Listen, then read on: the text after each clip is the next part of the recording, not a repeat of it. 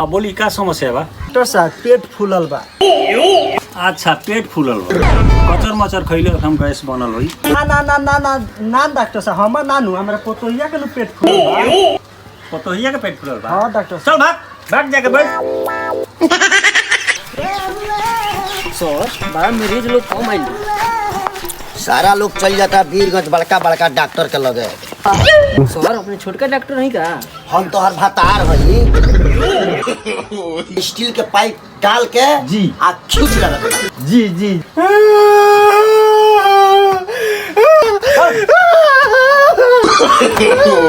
नो ये खुशी की बात बा डॉक्टर। 3 महीना के बच्चा भता 2 साल से बाहर ई कैसे हो गई? ससुर से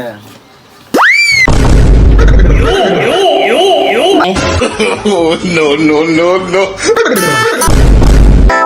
आर तेरी क्या कर बहन चोदक कैसन कैसन काम। ई बुढ़ापा है 70 बरस के उम्र में पतो के संग ई कैसे कांड हो गई बा।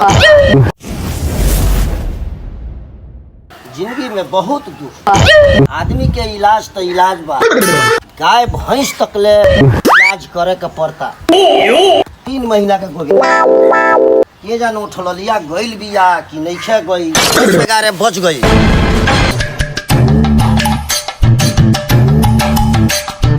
तो कॉलर या कंपाउंडर से फ्रिज में से निकाल लेवे के, सुई निकलले बा कि नइखे निकल रहा तारा अभी तक के तहिने छोड़ देला बा। हां बेहुदा कंपाउंडर बा। ओहो की हालत हो गई बा।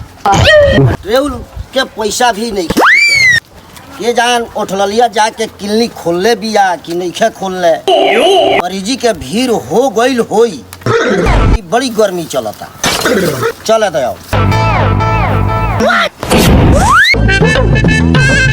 चलो आज के यात्रा कैसन बा।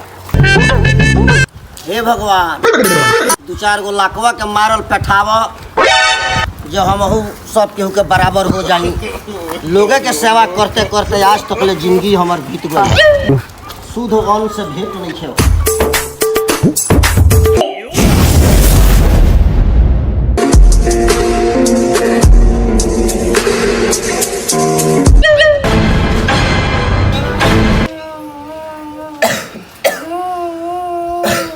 बबुआ काहे रो लगलो?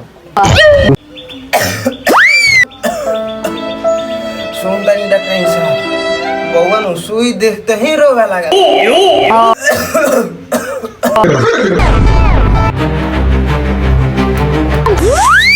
बबुआ सुई देम तबे नु बुखार भागी ना रो।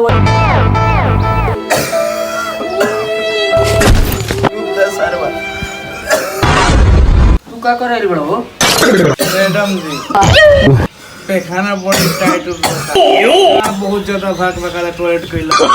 नो एक भाई ना खोकला वाला खोकले में कान पॉइंट कर दो। कान तो आदमी परेशान बा। आई कान तोड़ उठाओ ना सारा भाई चुप्पा की मारे हमें से।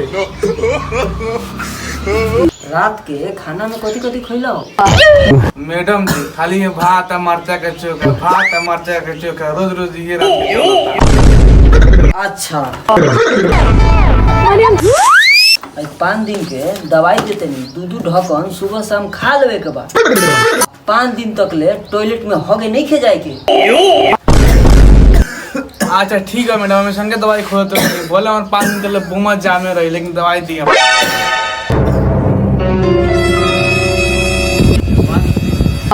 अपने क्या भाई दवाई सबके फेर हम क्या बेचे नहीं, अपने तो हीरोइन रह गए। अच्छा ऐसा बात बा, हमारा ऊपर एगो गीत गा के सुनाई।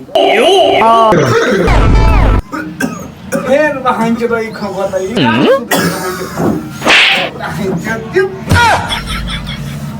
तनी जाए से पहले खाला उठ लाली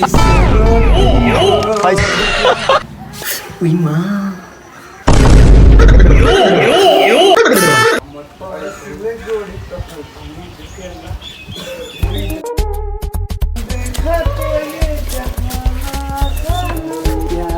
ई का खंड ख्याल होता। मरेजी आवेला तो रोवेला, इस सरवा गीत गावता। ए ए ए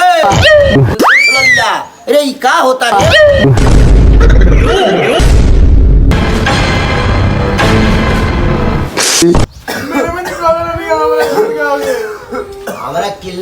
आके तू गान बजान करबे रो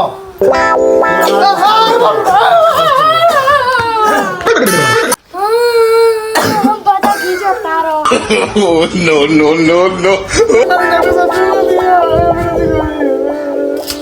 डॉक्टर साहब मन को हमरे गाना सुने के। जब तारा गाने सुने के रहलो तो हम ना रनिया गाना सुनावे वाला, जब तारा कुछ खाही के रहलो तो हम खियावे वाला रोले रनी हो, पियावे वाला रोले रनी हो, तो तू गैर आदमी से गाना सुनता रू, कुछो करता रू, क्लिनिक के बेइज्जती होता टे।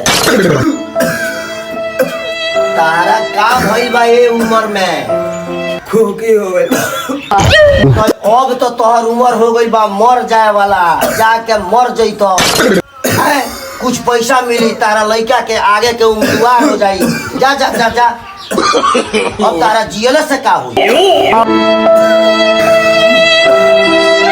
कहतनी डॉक्टर साहब गणवा के नस्बत तो डाते नो ये बात कह दी आज बिहान में तो मरिए जाए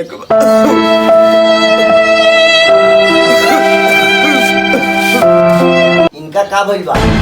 डॉक्टर साहब इनका होगे में गाड़ बड़ा बकबकाता। चल साला हो क्लिनिक बंद करा और चलो वहाँ भीड़ लागल बा। हम ना वो दवाई ना कराओ ना कराओ क्लिनिक में आके अब बिना दवाई करौले कौनो मरीजी आपस ना जाला। है वोट लिया हमनी के गली में है, चल तनी से तू रोड धके आओ। जी डॉक्टर साहब।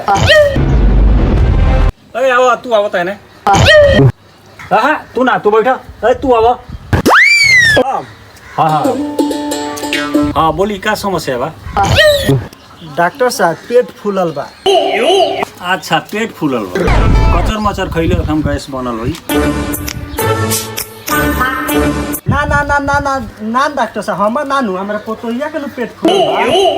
पतोहिया के पेट फूलल बा? हाँ डॉक्टर चल भाग भाग जाके बैठ। ए रौरा आई यानी आई। का नाम पड़ी? लकड़ी देवी का भइल बा? पेट फूलल बा कैसे? ससुर से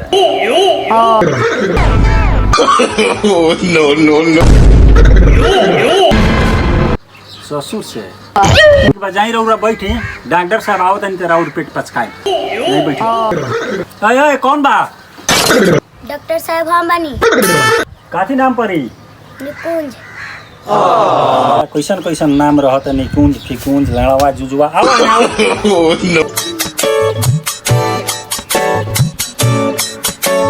का भइल बा? सर बड़ा मरीज लोग कम आइल। सारा लोग चल जाता वीरगंज बड़का बड़का डॉक्टर के लगे। सर अपने छोटका डॉक्टर नहीं का? हम तो हर भतार हई। कंपाउंडर कौ आदमी के नाम बा? पहले खानी माजा नहीं खे डॉक्टर साहब। अच्छा जेही बा सेकरे के भेजावा सारा सारी घर में इलाज हो। जी डॉक्टर साहब।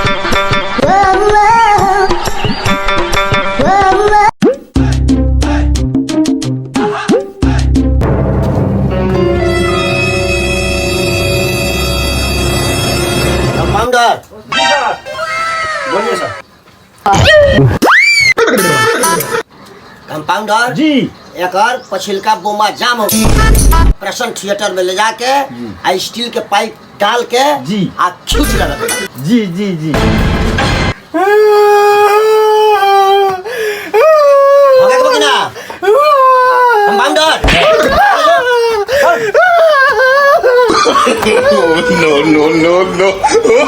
कंपाउंडर जी सर। पाना वाना भरल बा कि ना?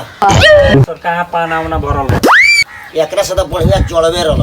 जी जी जी सुनो हम दवाई 1 नंबर लिखेम जी। लेकिन तू डुप्लीकेटवे दी। अच्छा अच्छा जी डॉक्टर। वो दवाई से ठीक ना हुई तो फिर दोबारा आई मेरे जी के तोड़ा तोड़ के थामो। ठीक बा ठीक बा ठीक बा। एगो बात पूछी। हाँ हाँ एकदम सबक से पूछ। बहुत बड़े का अपने दोगला किस्म के डॉक्टर काहे तरह बतिया तारू हटाओ। ए उठ लिया ई का कहतारू? डॉक्टर के तो लोग भगवान माने हैं, ये हरामी सुअर का औलाद बनी। तू तो ऊपर से नीमन बाड़ू, अंदर से साफा डाइन बाड़ू। ताहरा ऐसा नरस वीरगंज में परस में चलता। चल भाग। ऐसा डॉक्टर हमरा आगे पीछे घूमेला, है धर है सामान, अब हम चलतनी हीरोइन बने। सगा डॉक्टर छिनार मौगा भड़ुआ। डॉक्टर साहब जी आई ना, बाहर में बड़ा गरम होता है, मरीज लोग बैठल बा। अच्छा अभी इलाज कर आई बैठे।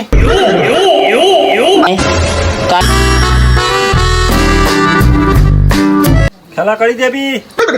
आई आई रहू आई।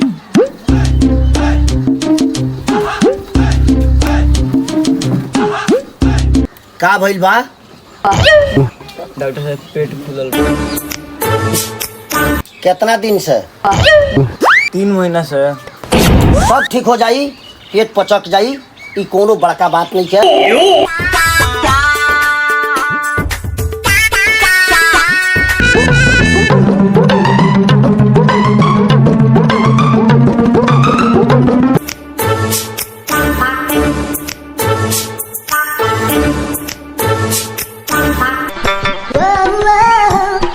बहुत खुशी के बात है, ये तो मिठाई बांटे वाला चीज है।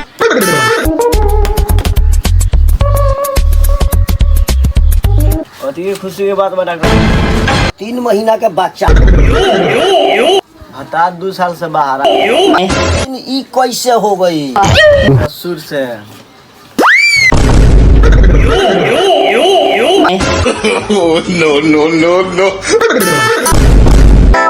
आर तेरी क्या कर बहन चोदक कैसन कैसन काम। ई बुढ़ापा है 70 बरस के उम्र में पतो के संग ई कैसे कांड हो गई बा? बाबा ई तो पोतोहिया संग बड़का कदला बड़ा साजा। बाप रे। सुनी ना डॉक्टर साहब, पियला का झोंक में आई नहीं, औगी के ई कपड़ा पहन के सुता रहे,